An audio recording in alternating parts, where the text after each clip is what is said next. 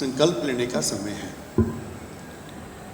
और उसी में 2 लक्ष्य सामने रखे गए कि 100 वर्ष होने पर एक लक्ष्य रखा संगठनात्मक कि हम कार्य का विस्तार और दृढ़ीकरण, हम अभी भी जहाँ नहीं पहुँचे हम वहाँ पर पहुँचेंगे। और दूसरा लक्ष्य रखा हमारा जो सामाजिक दायित्व है, तो सामाजिक परिवर्तन के लिए हम आने वाले वर्षों में काम करेंगे। ठीक है, आज लगभग 90,000 स्थानों पर संघ की शाखाएं हैं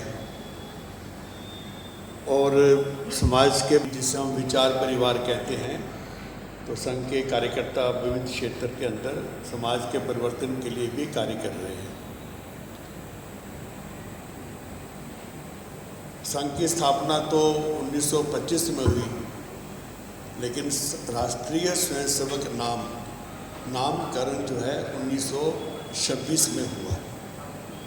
इसलिए पहले काम शुरू हुआ, बाद में नामकरण हुआ। आज भी संघ का जो नाम है RSS, ये प्रचार के कारण नहीं है, ये काम के कारण है। 100 वर्ष में जो काम हुआ उस कारण से आज RSS हम सुनते हैं। हमारे बड़े बुजुर्ग कहते हैं, एक समय ऐसा था न्यूज़पेपर के अंदर कौन से पेज पर संघ का समाचार है ये ढूंढना पड़ता था, और कहीं 8वें पृष्ठ पर कहीं 2 लाइन होती थी। और आजकल क्या है, ब्रेकिंग न्यूज़ RSS हम सुनते हैं। तो उसका कारण है संघ का नाम है, और आज दुनिया के अंदर भी एक संघ क्या है इसको जानने के लिए एक उत्सुकता है। इसी में एक विचार किया गया कि 100 वर्ष में हम कुछ इस प्रकार के कार्यक्रम भी करेंगे जो समाज के अंदर सबके साथ मिलकर, ताकि संघ की सही जानकारी जो है सबको हो। और ऐसे ही संवाद कार्यक्रम दिल्ली में, मुंबई में, कलकत्ता में और बेंगलोर में हुए, और उसमें जो प्रबुद्ध लोग आए थे, लगभग 1000 से ऊपर प्रश्न उत्तर उन्होंने किए। यानी कि 100 साल होने के बाद भी प्रश्न कई प्रकार के हैं, लेकिन वो कार्यक्रम का उद्देश्य यही था कि सबके प्रश्न उत्तरों का भी एक समाधान किया जाए। वो सारे प्रश्न उत्तर YouTube में हैं, हम सब कभी भी सुन सकते हैं, सब प्रकार के हैं।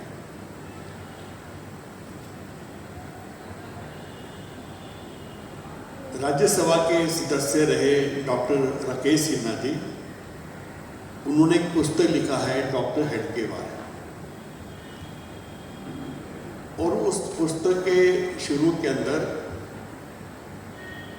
उन्होंने लिखा है कि जब भी पॉलिटिकल साइंटिस्ट, हिस्टोरियंस संघ के बारे में कुछ लिखने के लिए बैठेंगे, तो जैसे ही लिखना शुरू करेंगे तो उनके मन में ये प्रश्न आएगा कि संघ की स्थापना किसने की। तो फिर उनको मालूम पड़ेगा डॉक्टर केशवराव हेडगेवार।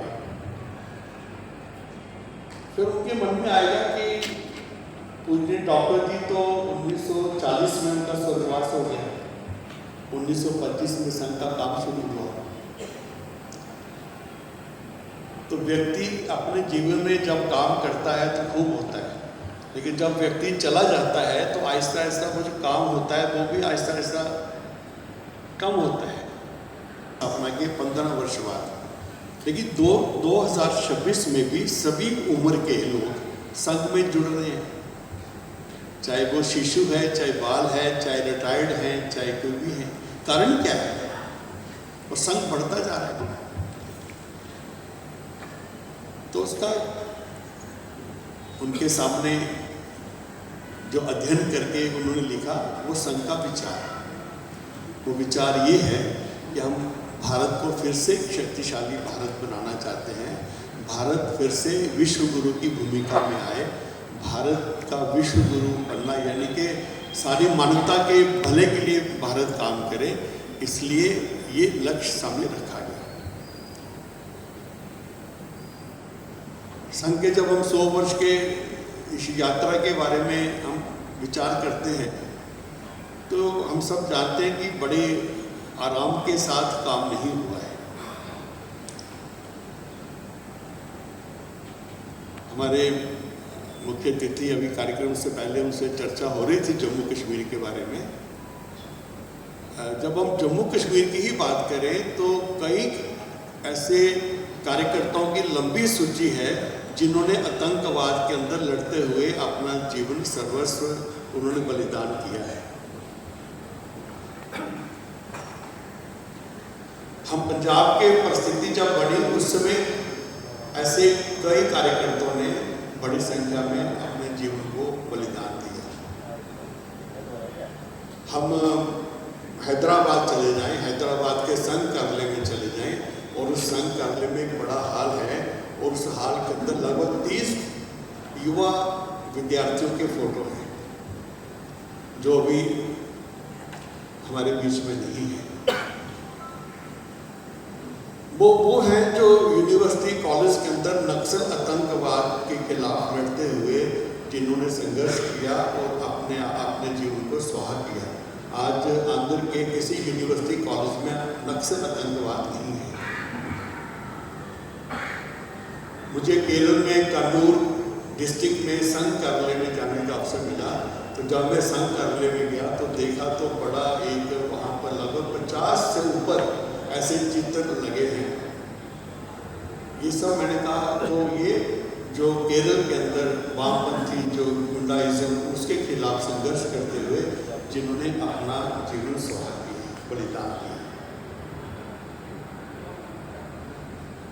अभी 3 साल पहले पंजाब के प्रांत के सह संचालक ब्रिगेडियर वो घर से निकले सब्जी लेने के लिए तो मोटरसाइकिल पर 2 लोग आए और उनको गोली मार के चले गए। वहीं पे उनका स्वर्गवास हुआ। जब पंजाब के मुख्यमंत्री से संघ के कार्यकर्ता मिलने गए तो उन्होंने कहा स्लीपर सेल्स, क्योंकि अभी भी ये एक कार्यकर्ता संघर्ष करते दिखाई देते हैं। असम क्षेत्र के अंदर हम देखें कितने कार्यकर्ताओं ने, आज हम देखते हैं कि असम के अंदर बहुत एक शांति का वातावरण है, लेकिन अगर हम एक 50, 60, 70 साल का एक अध्ययन करें तो ध्यान में आएगा कि कितना संघर्ष वहाँ पे